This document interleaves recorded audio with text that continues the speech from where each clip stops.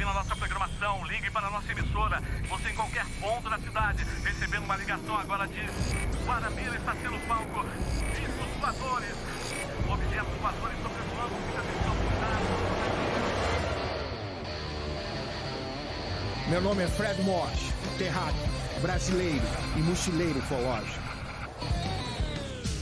Eu e minha equipe vamos em busca de diferentes fenômenos extraterrestres.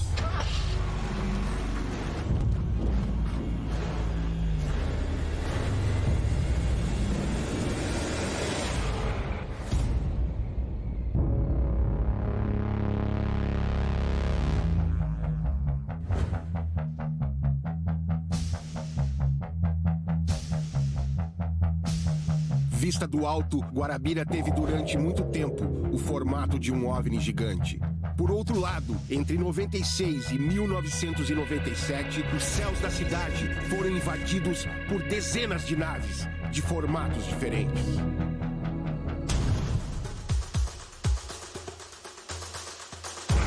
Há pouco mais de 20 anos, um grupo de amigos uniu suas diferentes habilidades para documentar e estudar os eventos de uma onda ufológica sem precedentes na história do país.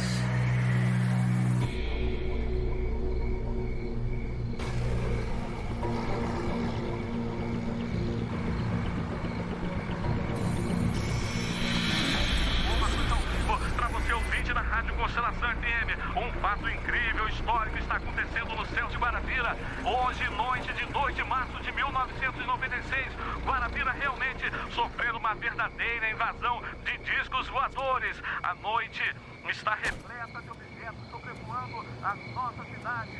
A Dona Cleuma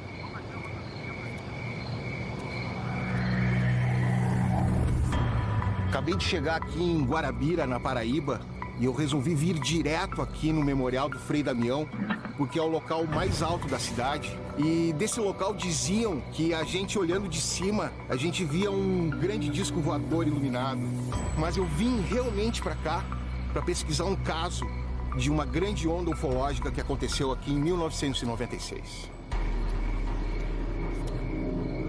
A invasão de OVNIs de 1996 intensificou os trabalhos do Grupo de Estudos de Pesquisas Ufológicas de Guarabira, unindo as diferentes habilidades de 5 amigos na busca de respostas sobre a vida além das estrelas. Não saia, fique dentro de casa. Não sabemos realmente do que se trata. Uma bola acaba de cair no bairro do Nordeste, causando um incêndio na zona rural. Num sítio que fica ali entre Pirpiri e o bairro do Nordeste, caiu, houve uma explosão. O fogo toma conta, incêndio, o corpo de bombeiros já acionado. É um desespero na nossa cidade. As pessoas não sabem o que fazer. E nós aqui só pedimos a você, ouvinte da Rádio Constelação, o Som das Estrelas, continuem em casa. Não saiam porque não sabemos a dimensão desse risco. É importante que você também relate. Ligue. André foi o último a ingressar no grupo de pesquisas, convocado às pressas no seu primeiro dia de trabalho para cobrir o evento ufológico que mudaria sua vida para sempre.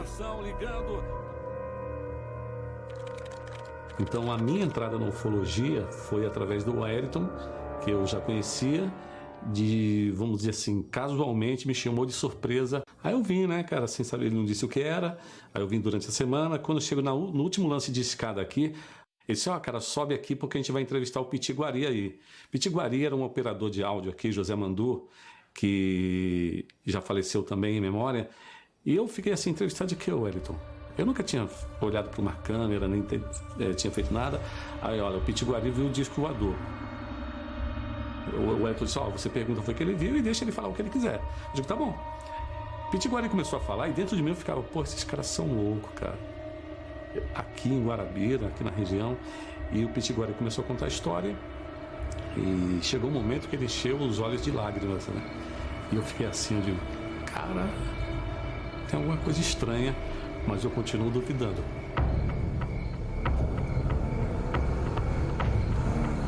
Depois dessa entrevista, né, ele chegou para mim e falou, a gente está montando um grupo aí para a gente investigar aparições ufológicas na região. Eu queria que você fizesse parte. Eu não vou dizer que eu entrei na ufologia, o Wellington me jogou na ufologia. O André Santos, até hoje meu parceiro, ele cuidava da parte de comunicação. fazia todo esse elo entre a gente e a rádio, que não deu apoio, né?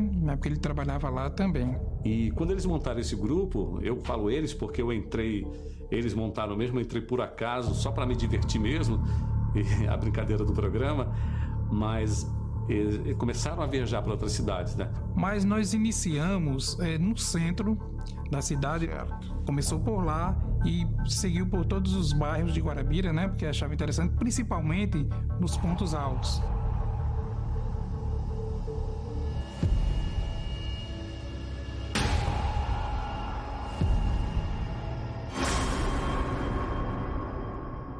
Eu gostava daquela história de estar assim, porque eu gostava mais da natureza, que às vezes eu queria ver passarinho, queria ver tatu, bicho preguiça. E a gente indo para a zona rural, que na época eu tinha essa esperança de ver os animais mais do que os OVNIs.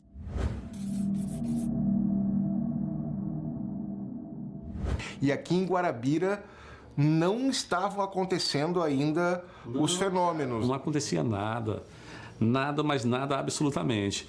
Eu acho que a gente passou alguns dias, algumas semanas, eu não lembro. Até que alguém ligou para a rádio Constelação, um ouvinte, e disse: eu vi um objeto assim. Na Rádio Constelação FM, o som das estrelas, nessa cobertura excepcional na nossa programação. De fato, e aí o Elton falou: cara, o pessoal está começando a vir em Guarabira, a gente não vai poder, é melhor a gente ficar por aqui.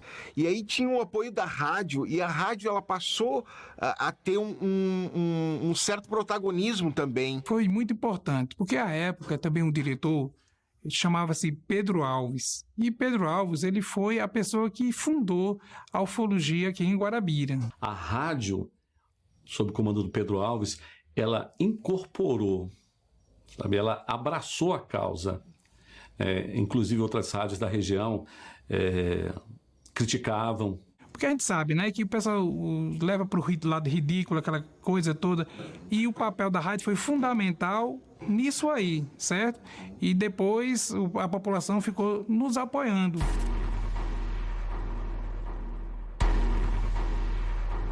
Coincidentemente, as pessoas começaram a aumentar o número de relatos.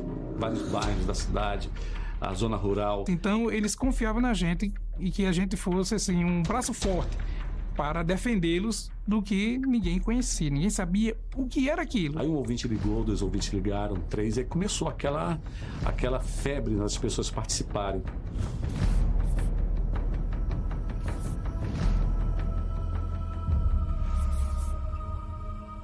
Pela grande quantidade de objetos avistados por todo mundo, por toda a população de Guarabira, a gente observou que a população ficou com medo.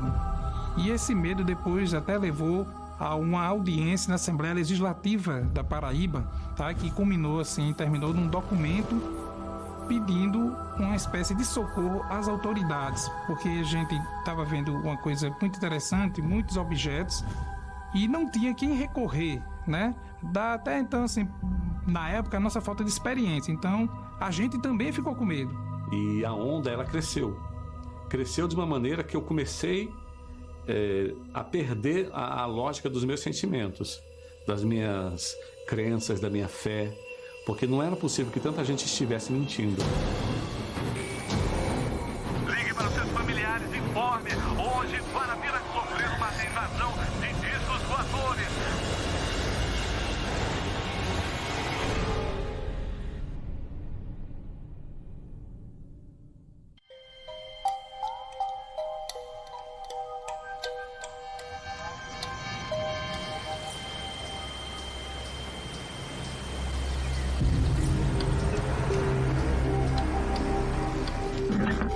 Em cima dessas ruas, houve uma invasão, literalmente uma invasão de objetos voadores não identificados.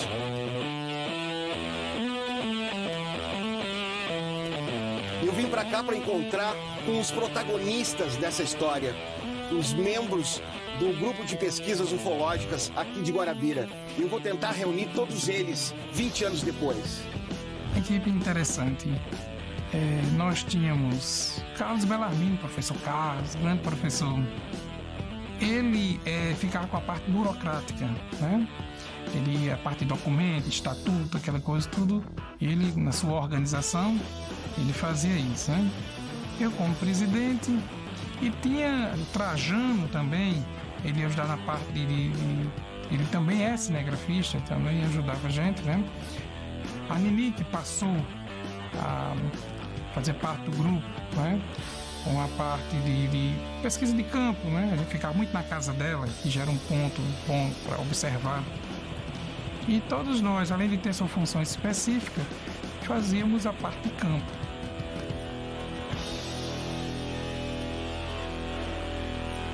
Cheguei aqui na Faculdade Estadual da Paraíba para encontrar com o professor e ufólogo Carlos Bellarmino.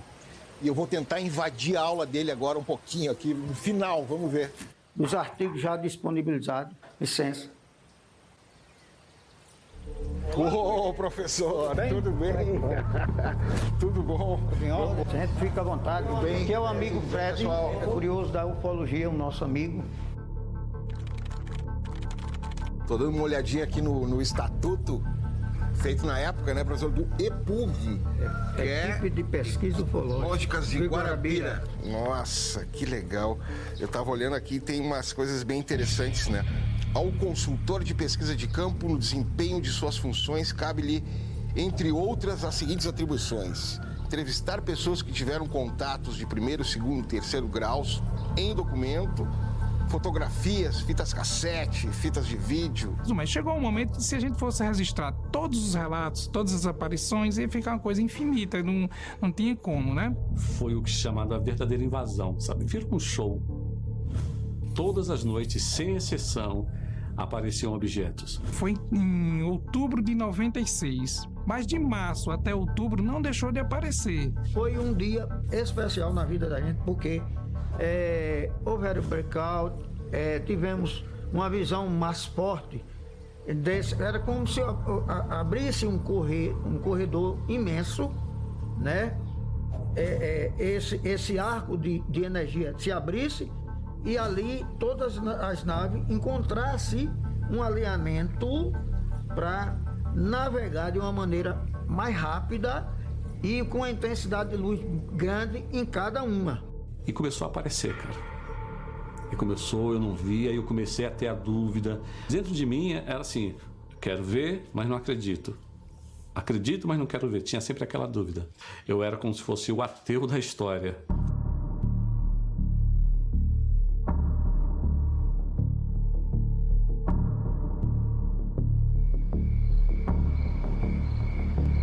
Guarabira havia se transformado no palco do maior espetáculo de naves no céu do país. Uma gigantesca avenida de OVNIs, com diferentes formatos e tamanhos. Mas um desses objetos traria pânico aos moradores da cidade, chamando a atenção de ufólogos do mundo todo. Mas nessa noite, 14 de outubro de 96, acho que foi o ápice de toda essa história em Guarabira, onde o pessoal viu uma nave extremamente grande, triangular, que por onde ia deixava uma fumaça tipo luminosa, tá? Bastante interessante, que causou pânico nos hospitais, na praça. Por onde esse objeto foi visto, para se ter ideia da dimensão do objeto, quando se olhava para cima só se via o objeto. Uma plataforma muito grande, imensa, cobria a praça de uma ponta para outra.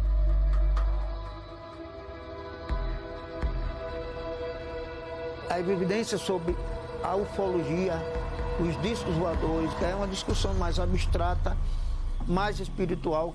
Já que o senhor tocou nesse assunto de espiritualidade, a Nini é uma pessoa séria, que fazia parte do grupo de vocês e que já não está mais aqui, mas ela tinha sensações ou, enfim, talvez até um contato. A Nini, ela puxava muito para o lado místico da ufologia. Eles já falavam dela, mas eu não conhecia. Que ela foi sempre, do início, foi uma das pessoas que sempre viu, sempre participou, dava relatos, ligava para a rádio. E como eu não a conhecia, eu ficava naquela história: pô, esse povo, todo mundo ligando, o que será que está acontecendo? Ela tinha uma coisa de ficar meio num transe e dizer: agora vai passar uma nave charuto. O que você está vendo lá dentro? Não, estou vendo coleta de folhas, coleta de terra, um laboratório enorme lá dentro. O cara manuseando um feto, e a turma ficava tudo ouvindo ela nessa condição. E a gente estava assim, sem entender a coisa física que estava acontecendo. Aí naquele período a gente não deu muita importância a esse lado. Mas com o passar do tempo, nos reunimos, né? E passamos a dar mais importância a esse lado e verificamos que tem uma coisa e tem ligação com outra. Com a morte de Dona Nini, a sua filha começou a sentir o mesmo tipo de presença do fenômeno ufológico registrado pela mãe. A gente estava em casa, do nada. A gente estava jantando, ela pegava o prato dela, guardava e dizia, vou lá para frente. Eu dizia, mas a senhora vai fazer o quê? Vem jantar? Não, vamos, que daqui a 10 minutos tá passando uma, ó, e tá vindo dali, daquele lado. Então a gente saía para frente da minha casa. Quando a gente saía, ela dizia, liga para fulano, liga para as pessoas, avisa que vai passar. Ela, quando me contou a primeira vez, eu vi verdade no que ela falava, eu vi emoção. O pessoal corria lá para casa, com 10 minutos, ela dizia, vai vir daquele lado, vocês estão vindo? Aí eu ficava assim, porque eu tinha medo ainda na época, né? Sim. Impressionante, como estávamos juntos, o nível das aparições era muito forte, cara.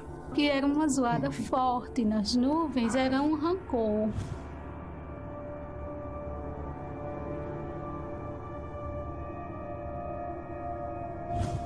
Satira foi a primeira pessoa que me tocou assim, realmente, que eu disse, caramba, tem alguma coisa muito estranha acontecendo. O senhor sentiu alguma coisa, João? Não, sentia quando... Tem dois tipos de naves diferentes. Algumas pessoas dizem, esses são os jardineiros do universo, esses aí são os Greys. Aquelas naves menores, que o povo denomina que é do Greys, ou dos reptilianos, havia um desentendimento grande entre o grupo quando elas apareciam. E quando aparecia um ou outro tipo de nave, algumas naves diferentes, ovoide, nós tínhamos ali uma coisa muito boa que era uma paz que iluminava todo o grupo. Me diz uma coisa, o que é isso aqui que tu trouxe? Isso aqui é um diário da minha mãe, que eu trouxe para você dar uma olhada, no qual tem dizendo todas as anotações, o dia que ela via, as pessoas que estavam com ela, as formas, cores, quantidade e modelo. Tem tudo anotado. Olha só. Posso dar uma lidinha aqui? Fica à vontade.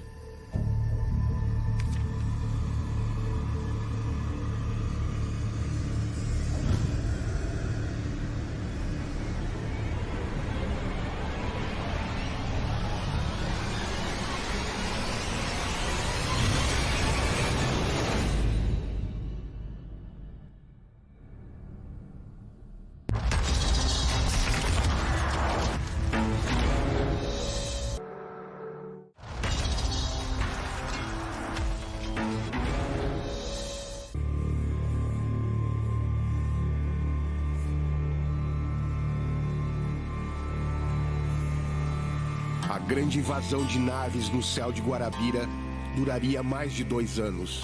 Mas em março de 1996, o membro cético do grupo, o radialista André Santos, mudaria suas crenças ao testemunhar o voo de um objeto rente à superfície terrestre. Eu estava sentado aqui no centro da cidade, numa calçada, com um amigo meu, Alexandre. A gente sentado e conversando sobre o meu ateísmo ufológico. E a gente, cara, o que está acontecendo? Será que é verdade mesmo? Será que é uma alucinação coletiva? E começou a gritaria na rua. A Denise começou a gritar, lá vem André! Denise, me descreve essa nave, enfim, essa luz que vocês viram aqui sobre as ruas de Guarabira. Cara, era um objeto esférico, né, na parte de cima, com uma luminosidade intensa, mas na minha visão não era uma luminosidade externa. 2 esferas, uma maior e uma menor, a maior ligada à menor e vice-versa por um traço. Tinha um círculo menor, uma esfera menor por baixo, que era ligado por algo que eu não conseguiria definir se ele ficava entre transparente, entre nublado, alguma coisa que eu não tinha como definir, mas era um círculo maior com algo embaixo. Eu não sei explicar ao certo o que, mas era um traço que as unia, né? Que se movia de uma forma bastante tranquila e lenta, podendo ser observada por qualquer pessoa, né? Assim, vai devagarinho, cara, aquela coisa. Não, como se não encontrasse resistência do ar, sabe? Como se estivesse deslizando por dentro da água. Mas bem silencioso. Muito silencioso. Se o senhor não está a observar, o senhor não sabe que vai passando. Em que altura ele estava e que tamanho tinha? A impressão que eu tinha na hora é que se eu tivesse um pouco mais de força e pegasse uma pedra, seria capaz de você acertar com uma pedrada. Foi quando eu gritei por André que pôde ver e que ficou tão encantado também, porque não acreditava. Eu lembro até de um comentário anterior que ele dizia assim: eu só acredito se eu ver, porque eu sou um tanto cético em relação a essas coisas. Mas no momento que ele visualizou, que ele viu, ele também encantou-se. Eu parei, eu não acreditei. Sabe, eu confesso que minhas pernas elas ficaram rígidas, sabe, eu não conseguia movimentar, eu não conseguia raciocinar com o que eu estava vendo.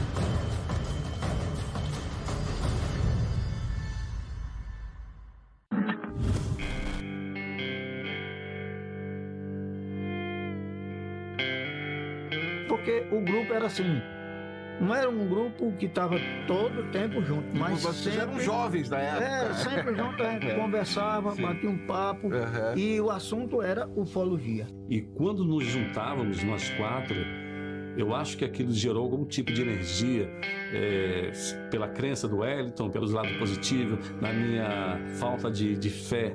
Eu era o polo negativo, alguma coisa em relação a isso. Parecia que quando a gente estava reunido, esses objetos, eles vinham para cá e ficavam se exibindo para a gente. Eles apareciam como se estivesse fazendo uma demonstração para o grupo.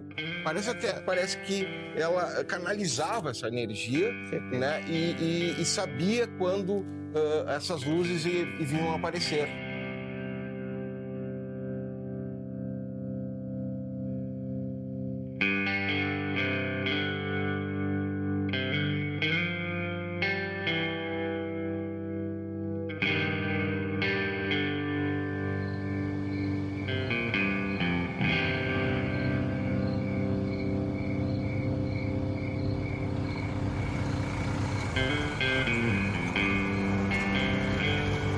Separados por situações normais da vida, que coincidiu com a diminuição dos fenômenos ufológicos, o grupo, 20 anos depois, aceitou o meu convite para se reunir mais uma vez numa vigília no ponto mais alto da cidade.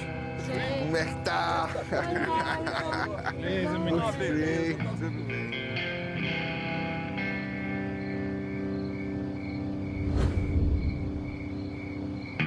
Eu tenho certeza que esse grupo teve uma grande conexão com esses objetos que continuam passando por aqui, em cima dessa cidade aqui de Guarabira. Esse encontro contou com a presença do reservado, ilustre e membro mais velho do grupo, alguém normalmente acostumado mais a ouvir do que falar. E Trajano, o pessoal se reunia também na tua casa, né? Ah, muita gente lá. Era muito bom lá, Mais de 100 pessoas. É mesmo? A cidade acabava indo pra lá.